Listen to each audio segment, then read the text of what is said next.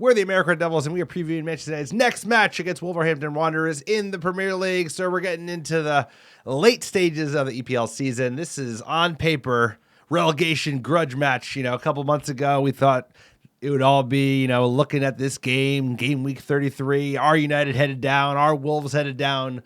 United, we've saved the ship a little bit. We're not going down. We're not getting relegated to the championship this season.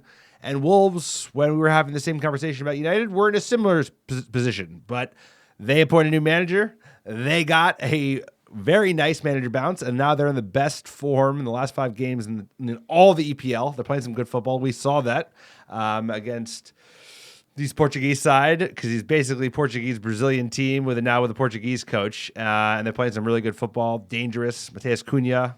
We've been linked to him in recent days. I don't think we can afford him. But either way, they're going to be frisky. United needs a win. United needs a chip up the table regardless of what happens in Europe.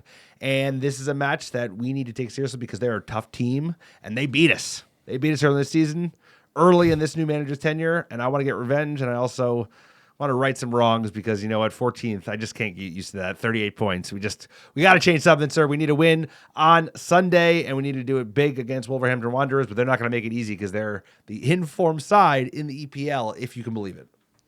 This is a bottom half of the table brawl, sir. It's 14th versus 16th. 35 points for Wolves, 38 for United. We're both safe from the drop. Wolves 14 off of Ipswich with 21 points. United 17. So, you know what? We're both safe, but we're playing for pride. At this point in the season, it's about the badge, and it's about trying to get something out of these players because Amorim is in scouting mode. Who can we keep? Who do we need to get rid of? Do we need 2 goalkeepers? Do we need 1 goalkeeper? Do we need another center back? Do we need another right wing back? So at the end of the day, this is all about scouting and who's on Team Amorim going into the summer. We heard he has had meetings. We've heard there's been bust-ups in the locker room. He's got to get a handle on it. I mean, he's fought players, shipped them out, and now the team's fraying in 14th place, and we need to see some fight. We need to see this coalesce around an 11 that is willing to play for this manager because there's a lot of football left to play, and we cannot capitulate like we did against Newcastle United. And we need to not have this plane crash at the end of May. It's like we got 5 weeks left in the season. Terrible season for Manchester United. We need to see it out in the EPL without having a Rangnick, fucking players leaving the last 2 games of the season, not even showing up. We have a lot of things to build for next season, right? We brought this new coach in. We're ready for it. Ineos crew didn't really know what they were doing. They threw him in mid-season. Don't really have the funds to strengthen him. Don't have a squad really where he's equipped to fight with a 3 at the back. And now it's about trying to minimize the amount of blowback that we get from just all the fucking vultures looking to pick apart the carcass that is Manchester United. So we need to do that by not getting beat up, following a beat up by Newcastle, getting beat up by Wolves, a team below us in the table. Somehow have worse goal differential than we do. I'm sure they don't in the last 10 games. But this is important. It's important, like you said, from the scouting perspective to see which of the young lads will come on through. And I'm serious, bro. We did not get embarrassed. We need to not get embarrassed. Wolves won 4 of their last 5. United have won 1. Drawn 2, lost 2. I mean, that form is dreadful. Our league form is horrible. And at home, we got to give the fans something. You got to give them red meat, sir. You need to be fighting lions in the Coliseum, placating the plebeians in the stadium, and Manchester United fans need red meat. We need 3 points. It is good to be against Wolves. Quick PSA for the podcast. You like the American Red Devils, please go to our YouTube channel. Check us out. American Red Devils, search it up. If you're listening on iTunes or Spotify, go over to YouTube, hit the subscribe, like, and comment below in the video. Help the algorithm. Help our channel get found by other Muppets like yourself. It is free. What are you waiting for? Please do it. If you want to go the extra mile, support the podcast, check it out, patreon.com/AmericanRedDevils. Great way to support the pod. We do an extra episode every single month, tons of other benefits. Join the 100 members that we have as patrons. We're growing that community. Also, check out our store, AmericanRedDevils.store. Scarves, Glazers out. Grab it, green and gold, till the club is sold. AmericanRedDevils.com for our fan blog content. Great article up there by Keegan. Says early Manchester United transfer rumors, part 1. Who stays, who goes? We're going to be breaking that down. Sorry, tell about iTunes reviews. iTunes reviews and 5-star reviews in the American Devils podcast. Wherever you listen, it's a great way to support the pod. It gets us found organically by other top Muppets like yourself. And we're giving away free merch. All you have to do is write a 5-star review on iTunes or Spotify. Send a screenshot of the review to americanreddevils@gmail.com with your mailing address, and I'll personally pick, package, ship some free ARD gear. Send it right to your door anywhere in the world. So let's get into a big Sunday match early against Wolves. So that's never a good sign. That's right. We're playing Wolverhampton Wanderers. Sunday, April 20th. For those who celebrate, it's at 6 a.m., sir. 9 a.m. Eastern. How are we feeling? Get up. Manchester United, odds-on favorite at home. Odds-on favorite. Ooh. Woo. Woo. It's Sunday. You know, for a PSA, we are recording this before the Lyon game because Alex has a trip to New Orleans. Not going to be in any condition to record a remote preview pod for Wolves. You're coming back haggard. We need 3 points, sir. You could be watching this on Bourbon Street.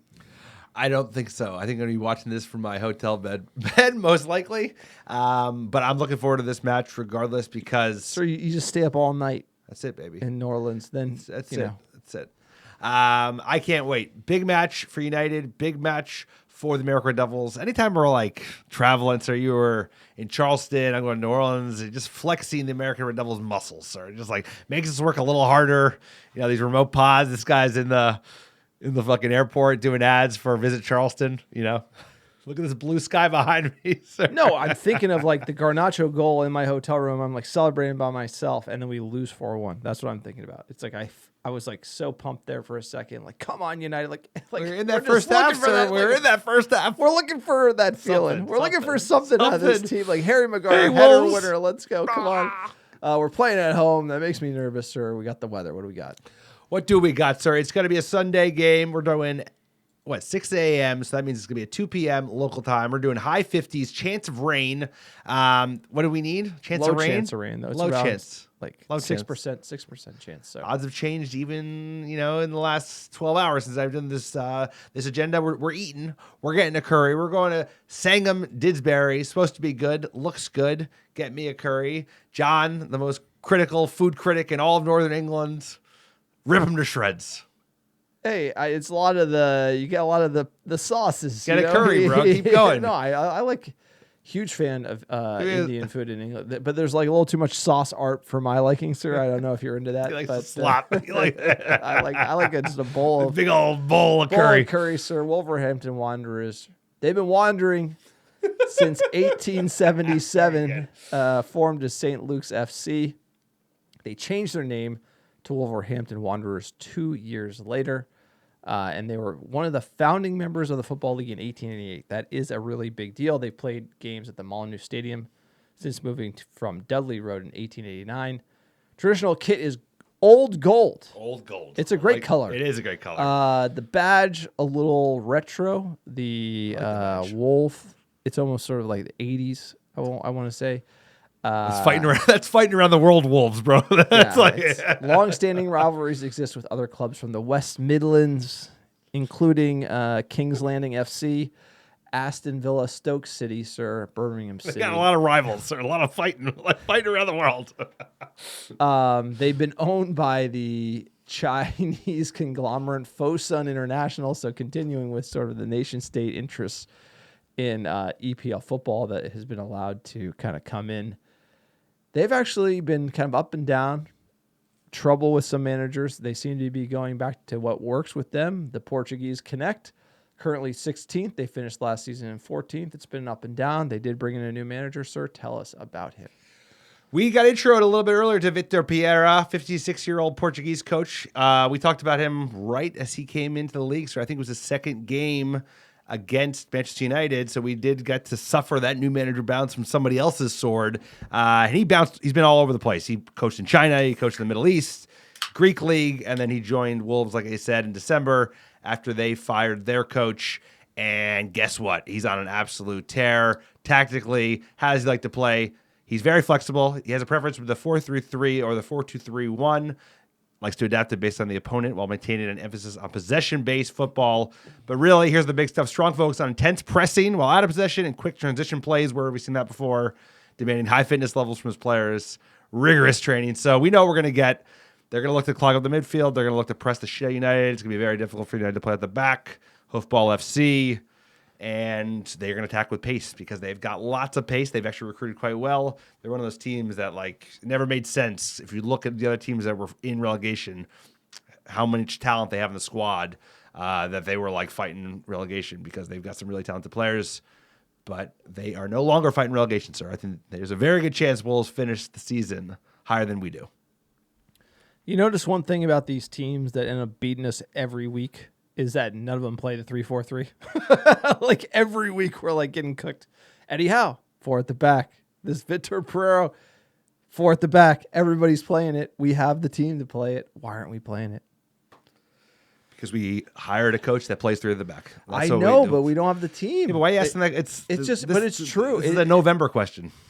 They're not going to change it now. No, this is a June 1st question. You advocate for firing the manager?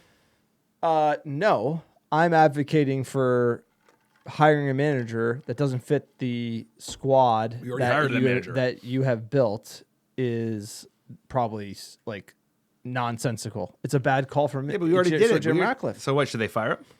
So the real question would be, if you don't have the money to give Amram everything he needs to play 3 at the back, which I would argue is probably $500 million. You in order to play the way you want, you have to, at a minimum, you have to spend $250, and you're not even going to have all the parts. So you have to spend $250 2 windows to then get to the 3-4-3 squad if you're lucky, and then at that point you have to judge it. But we're so far along, and I'm just I always thought the move was you got to get some boring Potter Southgate guy. We both advocate for that, but we're here, So you want to fire the coach? What? Okay, so worst case scenario, you spend $250. You start next year. You're it's not like this team is good. It's not like if you put them in 4-3-3, we fucking ripping up. I mean, we probably played better. We have played Eric Ten Hag. We played worse. We have, but not that much worse. It's Eric Ten Hag was in 13th place, 12th place with a 4 at the back. It's not about what place. It's about the total wins.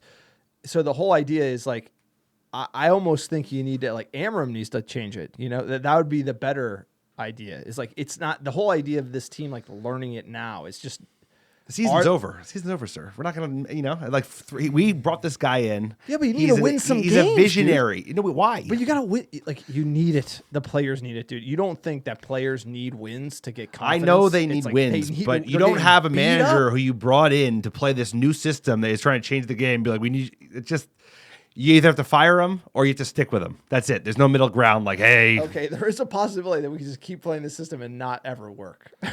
There's a possibility, but everybody's saying that. But it also could work. So let's what do we have to? This team. Hold on, this team needs to be rebuilt again anyway. So why not give a punt at this new manager and his high flying way, even if it doesn't work? Because what do we have to lose? Nothing. Where have we gone the last 11 years? Nowhere. To lose because the minute that Ineos brought him in, that means you're going to redo the team in the manager's image, so that the next manager you hire will not play 3 at the back, and then you'll have to redo the team. You're not again. supposed to do that anyway. You're supposed to do a DOF vision, by the way. Exactly. The coach isn't supposed to be setting any kind of They literally did the same thing that I know, but with a better coach. They literally did the same thing Woodward did. They're going to rebuild the team with a different coach. If that doesn't work, then you got to fire him, and then you got to rebuild the team again. And we're always in this rebuild. Fire, rebuild, fire, rebuild. That's why I don't want to fire him in June. That's why I'm trying to point this out. We're all, 3-4 years ago from now, we're going to point to Dan Ashworth getting fired and be that's where it all went wrong with Ineos. That's probably what we're going to end up saying. But it's just a note that these guys, three at the back, does it work in the league right now? I do not know, sir. Give us our transfer profile for Wolverhampton Wanderers. Let's look at the big value players. We know a bunch of these. Oh, no, we're getting Cunha, sir. He's the one to watch because you really need to change the table around. But at the end of the day, who are the bodies that we care about? Sa, we know their goalkeeper. If you click the market cap again, sir, again, there we go. Cunha, Matheus Cunha, obviously he's their high-flying forward. He's the player to watch this season. But they have a lot of super strong midfields from Brazil and from Portuguese league. João Gomes, he's a player. André, they just signed from the Brazilian league. He's a very astute CDM. They just have a lot of young talent that either comes from Brazil or the Portuguese league, and we can learn a thing or two about recruitment for them. They also have a freaking Swedish striker that is scoring more goals than our Scandinavian striker, and they bought him for a whole lot less than we bought Rasmus Højlund for. So a team to watch in terms of their recruitment. They've gotten a lot right recently, and United learned a thing or two. And like I said, they're in fucking unbelievable form. Best form in the EPL at the moment. They just keep winning, sir. They just keep winning. Beat Southampton, beat West Ham, beat Ipswich, and beat Tottenham 4-2. We struggled with Tottenham. Wolves coming in. They're in form, sir. Player to watch. It's Cunha. He's been in the news a lot recently. He had a 4-match ban, came back off the bench, scored a goal. He has 14 goals, 4 assists, in the EPL for a shit Wolf side in midfield. So that tells you what kind of player he is. We are now being attracted to him. He's apparently a United fan. We would love a player of his profile. We cannot afford him. I would love Matheus Cunha. But there's no. They're talking about Delap and Cunha, Who's By the way, Delap makes sense. He's getting relegated. He's got a buyout clause. And That's reasonable. Just getting back to what we were talking about earlier, the move that the Jim Ratcliffe move is Amram staying. He's gonna buy players that are not necessarily gonna be like hybrid. So he's gonna do the strikers, and he's not gonna give him these like specialist wingbacks because in case we need to sack him, which is what he should do anyway. Probably he's gonna hedge the signings based on that.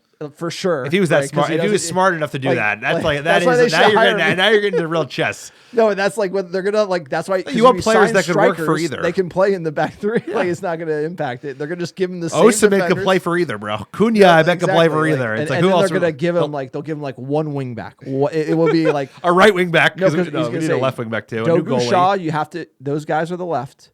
And he'll give him one more guy who can play either right wing back or right back. Well, you need a new goalie anyway. You need strike. I mean, strikers can play you can do it in a way where it wouldn't just kill you for the rebuild, but it is a Ineos need to start being a little sharper, and I need to start seeing more out of them. Otherwise, they got to start. They got to hire ARD. This is the big window, right? They fucked up, so they made some mistakes in the summer. I thought they didn't spend a lot, but I thought it was better in some ways in January. Well, a lot of it was just getting players out. This is the big summer for them. Everyone's been in for a year. They fired their DOF. This summer is enormous to put a marker down. It's about selling. Yeah, well, that's always summer's about always in the hard part. We've been saying that for a decade. Selling. So all we got to do is sell Jadon Sancho, Anthony, Casemiro. We're gonna get loads of money. Hey, speaking of no one playing 3 at the back, Wolves play 3 at the back against Tottenham. There you go, bro. 3, 4, 2, 1. 3 at the back, bro. Let's go. The top 4 team. Let's go. Wolves, we know them. But we know Manchester United better, and this is the team that got cooked against Newcastle. Since we're recording this after Lyon, we don't know if Onana came in or not, assuming that if he does come into Lyon, he would play in the EPL, and if he didn't, then Bayindir would probably start. Can't be rotating here. Got to go full strength. No more Victor Lindelof. Can't see him on a pitch for Manchester United anymore. No way. Yeah, we got to see Aiden Heaven in. If we're going to switch it up on the left side, I'm fine with Amos. He's a youngster, but he's got the right kind of gumption. He was getting in the face of one of the Newcastle players, and Euro backed him up, and I actually love seeing that kind of shit. So I agree with you. Collier, Mount, just play players who have not been you're playing Lindelof out of necessity. I want to play players that are players for the future. So that's where I want to see some of the youngsters who haven't even featured perhaps yet get on the squad, get in the 11, because at this point, the EPL... This is what's great about sports. This is what the greatest thing about sports is. You play to win the game. Hello? You play to win the game. You don't play to just play it. You don't play to play. You got to play to win. You got to play the best 11. We can't have Collier starting in the midfield. Why? You got to play to win the game. Then you pick your 11, bro. No, I'm saying play to win. The best 11 we got. We're on a scouting exercise. This is about. We need a win. And this is if Wolves, if you rotate too much, Wolves are in good form. They're going to come and embarrass you at home. That's more pressure on this team. I feel like you got to play the best 11. You got to play the best team. The Newcastle game to me is you win that, it's giving you momentum into Lyon. You lose it big. Now there's all these storm clouds swirling over Old Trafford. And we just need some wins. And so I think you got to go for it the rest of the season, even if it doesn't matter. Bring in the kids. Don't you think Amos starting Newcastle is a little too much? Wouldn't you like to see him sub a little more then it didn't just boom started against Newcastle. Yeah, I mean, at this point, this season's over. Like in the EPL, it's a foregone conclusion. I agree in terms of things getting like very dire. You want to go for strength, but at the end of the day, like Luke Shaw's not going to start. Luke Shaw's not ready. He will be ready to start until September. No, Luke Shaw, get him in there. Get him in against the Wolves. What do we got odds?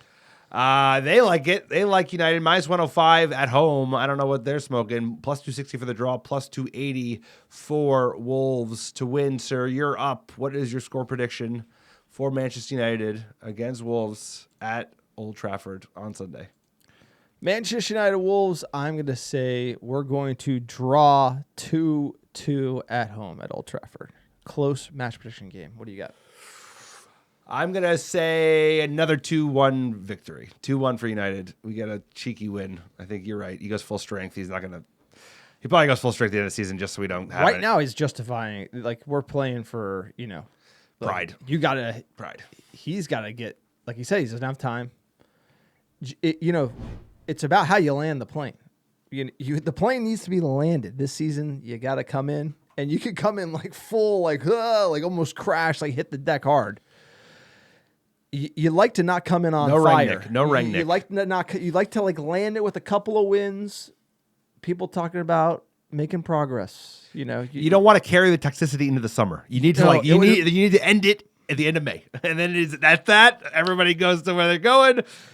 Go to where? Saint-Tropez, go to Dubai, and then we'll see. Yeah, you. There can't be a dumpster fire. No, I know, I agree. You have to actually like land the plane, and you got to do it in a way that says, "Hey, sorry for the turbulence. We landed. It was We're okay. all alive. We're all alive. It just can't be like no one's dead. Just like giant fireball. Like oh God, the humanity. No. Yeah, that would be bad. That would be something to avoid. Well, that's it. That's the podcast, sir. Appreciate you. Everyone listening to the American Devils, please check us out on YouTube, American Devils. On YouTube, search it up if you're listening on iTunes or Spotify. Please like, comment, subscribe as well. It's all free. It helps the channel. It goes a long way. Please do it. Help us get found by other Muppets like yourself. AmericanDevils.store. Grab some merch. Patreon.com/AmericanDevils. Support us on Patreon. So give us our top $10 last 7 days. Number one, how you doing? Los Angeles, California, Dublin, Ireland, Chicago, Illinois, San Diego, California, Oslo, Norway, Brooklyn, New York, New York, Houston, Texas, Atlanta, Georgia, and last but not least, Charlotte, North Carolina. Appreciate all the American Devils listening week in, week out. Couldn't do without you. Ooh, let's land the plane. Let's not crash the plane. If you lose a wing or two, that's okay. But let's keep all the passengers intact, the pilot intact. Let's land the plane. Sorry, you got to be landing the plane in New Orleans. Here's the land of the plane.